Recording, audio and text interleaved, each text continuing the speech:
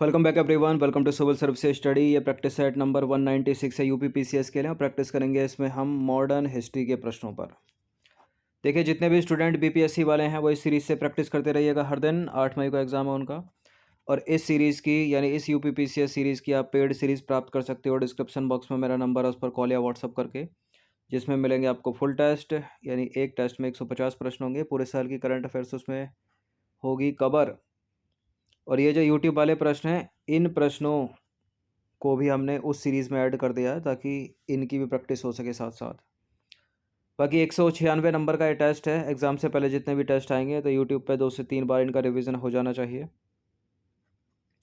तो पहला प्रश्न है, निम्नलिखित में से किस अधिवेशन में कांग्रेस ने पहली बार भारतीय रियासतों के प्रति अपनी नीति घोषित की थी? किस अधिवेशन में की थी? ऑप्शन नंबर ए है इसका आंसर, नागपुर अधिवेशन, ऑप्शन नंबर ए। तो वर्ष 1920 में भारतीय राष्ट्रीय कांग्रेस ने अपने नागपुर अधिवेशन में रियासतों के प्रति अपनी नीति की घोषणा करते हुए उनके शासकों से यह मांग की कि प्रजा को पूर्ण उत्तरदायी सरकार दी जाए। क्वेश्चन नंबर 2 पर आ जाइए। 1922 में भारतीय राष्ट्रीय कांग्रेस का एक अधिवेशन हुआ था गया में। आपको बताना है कि इस अधिवेशन की अध्यक्षता निम्नलिखित में से किसने की थी? चितरंजन दास ने की थी।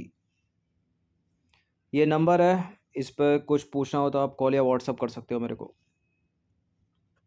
तो देखिए, वर्ष 1922 में जेल से छूटने के बाद चितरंजन दास को गया में कांग्रेस सम्मेलन का निर्वाचित अध्यक्ष घोषित किया गया। इस अधिवेशन में काउंसिल में प्रवेश न लेने का प्रस्ताव पारित हुआ।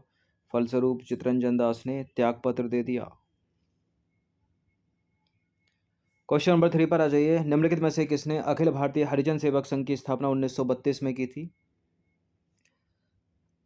प्रश्न ऐसे ही पूछा जाता है कि अखिल भारतीय हरिजन सेवक संघ की स्थापना की थी कब की गई थी? 1932 में।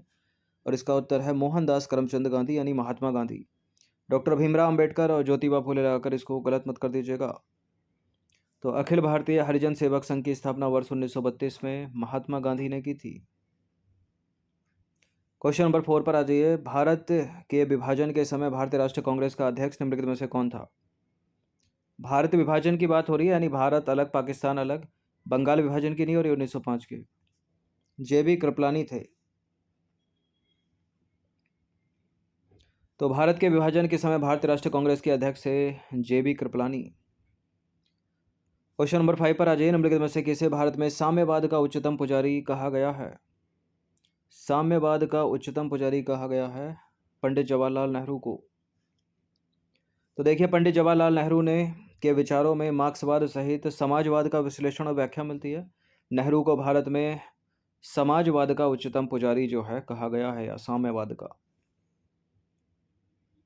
क्वेश्चन नंबर 6 पर आ जाइए। भारत शासन अधिनियम 1935 के द्वारा स्थापित संघ में अवशिष्ट शक्तियां किसे दी गई थी? किसके पास थी अवशिष्ट शक्तियां? गवर्नर जनरल के पास थी। तो भारत शासन अधिनियम में अवशिष्ट शक्तियां जो हैं वो गवर्नर जनरल को प्राप्त थी। क्वेश्चन नंबर 7 पर आ जाइए। एक कथन है, बताना कि आपको ये किसका है। यह किसने कहा था? मुझे इस आरोप के संबंध में कोई क्षमा नहीं मांगनी है कि मुझे संविधान के प्रारूप में गवर्नमेंट ऑफ इंडिया एक्ट 1935 के एक बड़े भाग को पुनः उत्पादित कर दिया गया है। ये कथन है डॉक्टर भीमराव अंबेडकर का। तो उपर्युक्त कथन डॉक्टर भीमराव अंबेडकर के द्वारा कहा गया। क्वेश्चन नंबर 8 पर आ जाइए। निम्नलिखित में से किसने 1935 के अधिनियम के बारे में, यानी भारत सरकार अधिनियम 1935 के बारे में कहा था कि एक कार जिसमें ब्रेक तो हैं पर इंजन नहीं? किसने कह दिया? पंडित जवाहरलाल नेहरू ने कहा था। तो 1935 के अधिनियम के बारे में जवाहरलाल नेहरू ने कहा था कि एक कार जिसमें ब्रेक तो है पर इंजन नहीं। क्वेश्चन नंबर 9 पर आ जाइए। भारत सरकार अधिनियम 1935 निम्नलिखित में से किसकी रिपोर्ट पर आधारित था?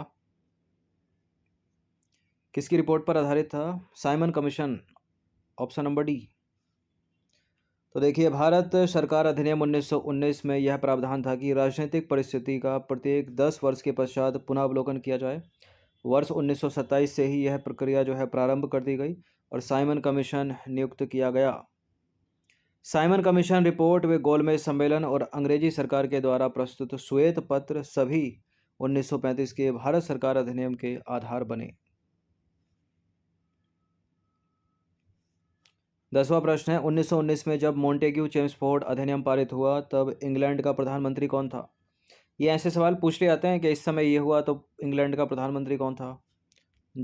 Lord George. ठीक है, लॉर्ड जॉर्ज। तो वर्ष 1919 में जब मॉन्टेग्यू चेम्सफोर्ड अधिनियम पास हुआ तब इंग्लैंड के प्रधानमंत्री थे David Lord George. Question number 11 पर आ जाइए। बॉम्बे, मद्रास और कलकत्ता में उच्चतम न्यायालय की स्थापना कब हुई थी। 1862 में हुई थी। तो बॉम्बे, मद्रास और कलकत्ता में उच्च न्यायालय की स्थापना ब्रिटिश, ठीक है, उच्चतम नहीं, उच्च न्यायालय की स्थापना जो है ब्रिटिश संसद द्वारा पारित 1861 ईस्वी के भारतीय उच्च न्यायालय अधिनियम के तहत अगले ही वर्ष 1862 में हुई। 12वां प्रश्न है ब्रिटिश भारत में सांप्रदायिक प्रतिनिधित्व की व्यवस्था निम्नलिखित में से किस अधिनियम के द्वारा की गई थी। यह है मार्ले मिंटो सुधार 1909 का। तो देखिए भारतीय परिषद अधिनियम 1909, जिसको हम मार्ले मिंटो सुधार 1909 भी बोलते हैं, द्वारा ब्रिटिश भारत में सांप्रदायिक प्रतिनिधित्व की व्यवस्था की गई, जिसके अंतर्गत मुसलमानों के लिए पृथक निर्वाचक मंडल की व्यवस्था करना था। और गांधी जी ने कहा कि मार्ले मिंटो सुधार ने हमारा सर्वनाश कर दिया। ये एक कथन है, किसका है ये, महात्मा गांधी का एग्जाम में पूछे तो। क्वेश्चन नंबर 13 पर आ जाइए। भारत का शासन ईस्ट इंडिया कंपनी से क्राउन को स्थानांतरित किया गया। ये प्रश्न बड़ा पूछते हैं एग्जाम में, और इसका उत्तर है 1858 के भारत सरकार अधिनियम के अंतर्गत। तो 1858 के भारत सरकार अधिनियम द्वारा भारतीय प्रशासन का नियंत्रण कंपनी से छीनकर ब्रिटिश राजमुकुट यानी क्राउन को सौंप दिया गया। नंबर 14 पर आ जाइए। निम्नलिखित में से किस एक्ट के द्वारा भारत के गवर्नर जनरल को अध्यादेश जारी करने की शक्ति प्रदान की गई। Indian council act 1861। तो इंडियन काउंसिल एक्ट 1861 के द्वारा गवर्नर जनरल को अध्यादेश जारी करने की शक्ति प्रदान की गई, और यह अध्यादेश आधिकारिक 6 माह तक लागू रह सकता था। नंबर 15 पर आ जाइए। निम्नलिखित में से किस कानून ने पहली बार भारत में एक क्रियाशील विधान परिषद का सृजन किया। ये था 1853 का charter act, option number C. तो 1853 के चार्टर एक्ट द्वारा कार्यपालिका तथा विधायी शक्तियों को पृथक करने का एक निश्चित कदम उठाया गया, और भारत के लिए पहली बार एक पृथक विधान परिषद की स्थापना की गई, और विधान परिषद में 12 सदस्य हो सकते थे। क्वेश्चन नंबर 16 पर आ जाइए। भारत के गवर्नर जनरल को किस एक्ट के द्वारा अपनी समिति के निर्णय को अस्वीकार करने का अधिकार मिला।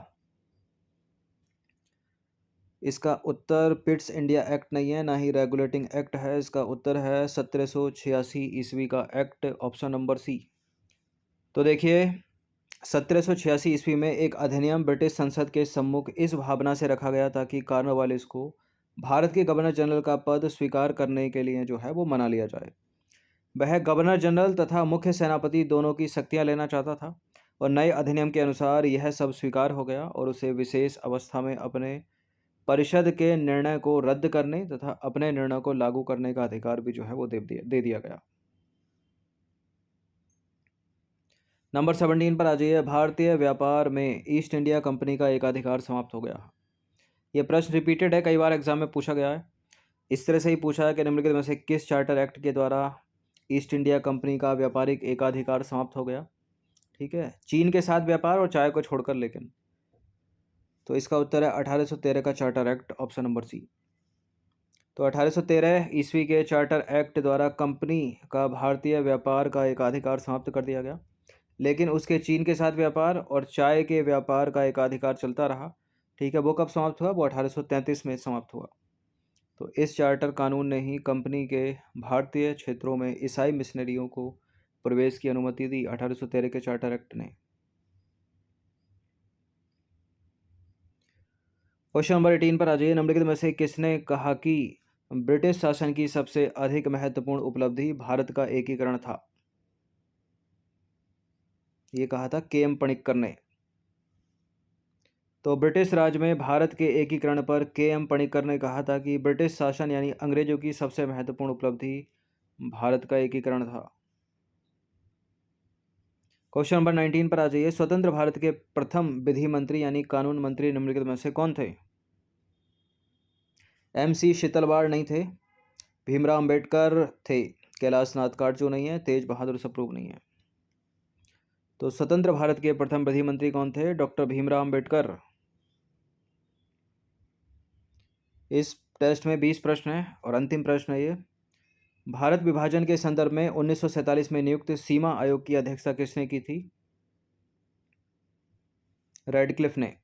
ठीक है, ऑप्शन नंबर सी। तो भारत विभाजन के संदर्भ में 1947 में नियुक्त सीमा आयोग की अध्यक्षता सर सिरिल रेडक्लिफ द्वारा की गई और इसके बाद भारत और पाकिस्तान के बीच एक रेडक्लिफ लाइन जो है अंतर्राष्ट्रीय सीमा रेखा बन गई। ठीक है, ये पूछ ली जाती है कि रेडक्लिफ किन दो देशों के बीच है, डूरंट किन दो देशों के बीच है, मैकमोहन किन दो देशों के बीच है। ठीक है, इंडिया और चाइना के बीच है मैकमोहन, रेडक्लिफ भारत पाकिस्तान के बीच है। तो 20 प्रश्न थे ये मॉडर्न हिस्ट्री के, इनकी प्रैक्टिस एक बार कर लीजिएगा और आप पेड सीरीज़ प्राप्त कर सकते हो UPPCS की, जिसका प्राइस है केवल 149 रुपये। एग्ज़ाम तक आपको देने हैं बस। डिस्क्रिप्शन बॉक्स में मेरा नंबर है, जिनको भी चाहिए कॉल या व्हाट्सअप कर सकते हो। धन्यवाद।